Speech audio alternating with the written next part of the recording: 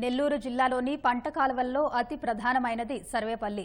వేల ఎకరాల పొలాలకు సాగునీరు అందించే లక్ష్యంతో ప్రభుత్వం భారీగా నిధులు కేటాయించింది. అయినా ఏం లాభం? అది 3 నాళ్ల ముచ్చటగానే మారింది. పనులు ముందుకు సాగక పొలాలకు నీటిపారుదల కష్టంగా మారింది. 2 ఏళ్లు కావస్తున్నా నిర్మాణంలో ఎలాంటి పురోగతి లేదు.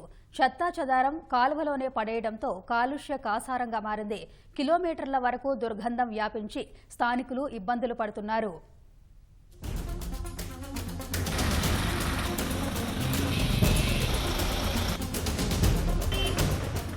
నెల్లూరు మీదుగా సర్వేపల్లి ప్రధాన కాలువ ప్రవహిస్తోంది. సుమారు 12 కిలోమీటర్ల పొడవు ఉంటుంది.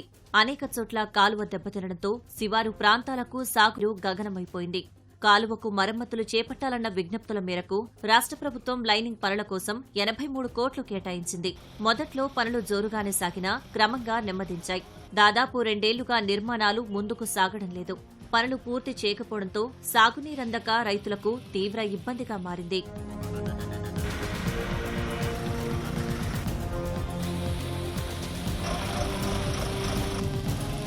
2 సంవత్సరాల నుంచి ఇక్కడ కనీసం వాటర్ నిలబడడం వల్ల దాంట్లో చెత్తేస్తున్నారు. డంపింగ్ యార్డ్ లాగా తయారవుతా ఉంది. మాకు చాలా సమస్యలు అవుతున్నాయి. దీనివల్ల అనారోగ్యాలు, దోమలు, భయంకరమైన స్మెల్ వస్తుందండి. వాళ్ళు ఇక్కడ వచ్చే వాళ్ళంతా కొక్కులేని వాళ్ళు ఒక రోజు పని చేస్తారు, మళ్ళీ 2 రోజుల తర్వాత దాన్ని పట్టించుకోవటం లేదు.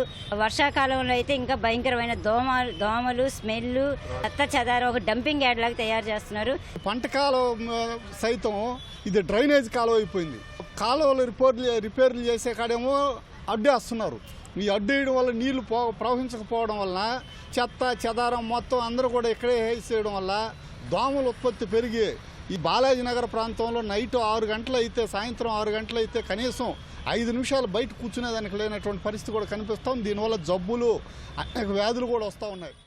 మరోవైపు పెన్నా నది వంతెన వద్ద కాలువ కాంక్రీట్ పనులు పూర్తిగా ఆగిపోయి ఎక్కడికక్కడ నీరు నిలిచిపోతోంది. దీంతో పాటు నగరంలోని డ్రైనేజీని అందులోనే వదలడంతో పంట కాలువ కాస్త మురుగునీటి కాలువగా మారింది. ఇది చాలదన్నట్లు చాలా మంది చెత్తా చెదారాన్ని అందులోనే పడేస్తున్నారు. దుర్గంధం వ్యాపిస్తూ దోమలు, పురుగులకు ఆవాసంగా మారింది. అనారోగ్య సమస్యలతో ఇబ్బంది పడుతున్నట్లు స్థానికులు చెబుతున్నారు. సర్వేపల్లి కాలువ పనులు పూర్తి చేయాలని కోరుతున్నారు. గత 1.5 సంవత్సరం నుంచి పని నత్తనడక సాగుతూ ఉంది. అప్పుడప్పుడు నీళ్లు వదిలిన దానివల్ల ఈ మట్టితో కట్టుకున్నటువంటి గృహాలన్నీ కూడా నానిపోయి కాలువలో పడిపోయేటటువంటి పరిస్థితి. మెయిన్ ఏదైతే సర్వేపల్లి కెనాల్ ఉందో దాని కింద సుమారుగా 97,000 ఎకరాల ఆయకట్టు ఉంది. దీని మీద ఆధారపడి ఇక రైతాంగం అంతా కూడా వ్యవసాయ పనులు చేస్తూ ఉంటారు. జిల్లా అధికార యంత్రాంగం యొక్క నిర్లక్ష్యం కారణం కావచ్చు, లేదంటే గత మాజీ మంత్రి అనిల్ కుమార్ యాదవ్ గారి యొక్క నిర్లక్ష్యం కారణంగా ఏవైతే ఉన్నాయో ఈ పనులైతే నత్తనడకన సాగుతున్నాయి. ఈ నెల్లూరులో ఉండే ప్రజాప్రతినిధులందరూ ఒకసారి దీని మీద దృష్టి సారించి ఈ యొక్క రక్షణ వాళ్ళని త్వరగతిన పూర్తి చేయాలని కోరుకుంటున్నాను. వర్షాల వల్లే పనులు నిలిచిపోయాయంటూ నీటిపారుదల శాఖ అధికారులు దాటవేస్తున్నారు. త్వరలోనే కాలువ లైనింగ్ నిర్మాణాలు పూర్తి చేస్తామని చెబుతున్నారు.